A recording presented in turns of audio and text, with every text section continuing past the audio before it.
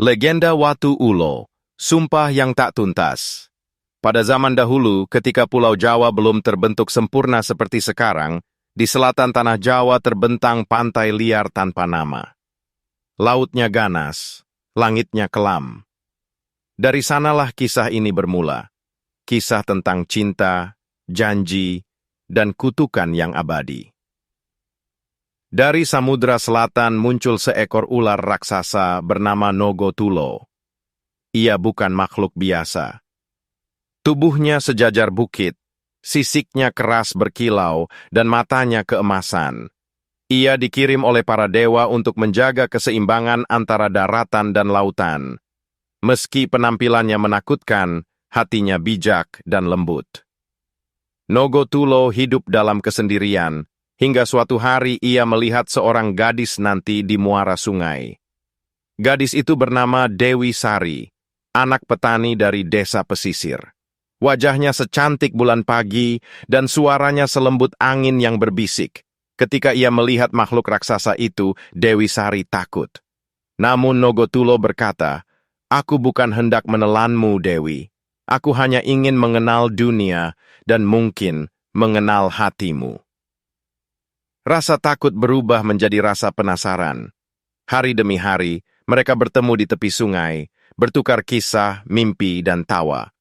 Nogotulo jatuh cinta. Begitu pula Dewi Sari, meski ia tidak sepenuhnya mengakuinya.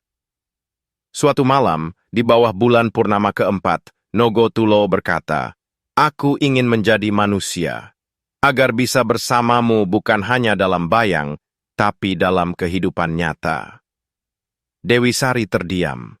Ia tahu hubungan mereka akan sulit diterima, tapi ia tak tega menghancurkan harapan makhluk setia itu. Maka ia berkata, "Jika kau bisa menjadi manusia dalam 7 purnama, datanglah padaku. Aku akan menerimamu sepenuh hati." Dengan semangat, Nogotulo mencari Dewa Samudra. Dewa Samudra memberinya ujian berat. Ia harus bertapa dalam tanah selama 7 bulan.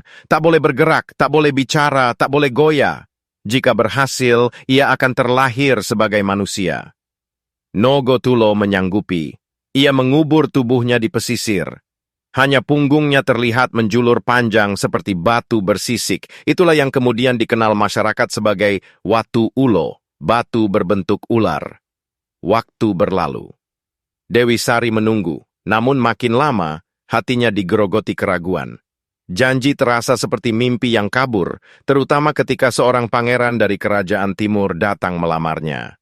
Pangeran itu manusia sejati, tampan, dan penuh perhatian. Dalam kelemahan hatinya, Dewi Sari luluh. Pada purnama ke-6, Dewi Sari dinikahkan dengan sang pangeran dalam pesta besar di tebing, diiringi nyanyian dan lentera. Sementara di bawah sana, tubuh batu itu tetap diam, menunggu. Lalu tibalah purnama ke-7. Langit bersih, bulan bersinar terang.